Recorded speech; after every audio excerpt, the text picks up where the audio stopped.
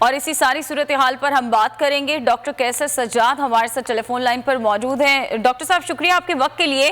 Corona की दूसरी लहर जो शिद्दत इख्तियार करती जा रही है, वज़ीर आज़म ने भी कुछ देर कबल एक ट्वीट किया और वज़ीर आज़म ने बताया है कि जो वेंटिलेटर्स पर मरीज़ हैं कोरोना के, उनकी तादाद में भी इजाफा हो रहा है पिछले 15 रोज़ में, और मुकम्मल लॉकडाउन का इशारा भी दिया उन्होंने। तो जो सूरत हाल आप देख रहे हैं, क्या इसका हल मुकम्मल लॉकडाउन ही है?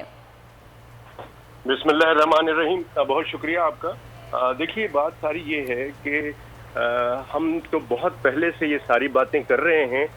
पाकिस्तान मेडिकल एसोसिएशन ने बारहा कहा है कि अगर हुकूमत ने कोरोना के फैलाव को सही तरीके से नहीं रोका तो ये बात बहुत ख़राब होगी। और ये बात हम 2-3 हफ्ते से कह रहे हैं, जो कि अब सही साबित हो रहा है कि हमारे पास अस्पतालों के अंदर वही सिचुएशन आ रही है कि लोड इतना पड़ गया है कि बिस्तर नहीं मिल रहे हैं लोगों को। तो इन हालात में अगर यही सूरत हाल रही और इससे इजाफा होता रहा, जो कि हम समझते हैं कि बहुत ज़्यादा इजाफा होगा, ये जो फिगर NCOC बता रही है, इससे कहीं दुगना जो है ये मरीज इससे ज़्यादा हैं और अमवात हो रही हैं।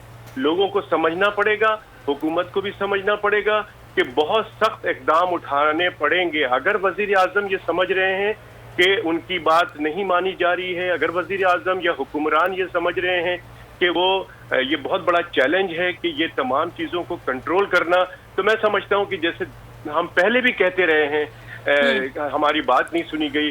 ठीक है, लोगों को समझना होगा और एहतियात को इख्तियार करना होगा। डॉक्टर कैसर, बहुत शुक्रिया आपके वक्त का।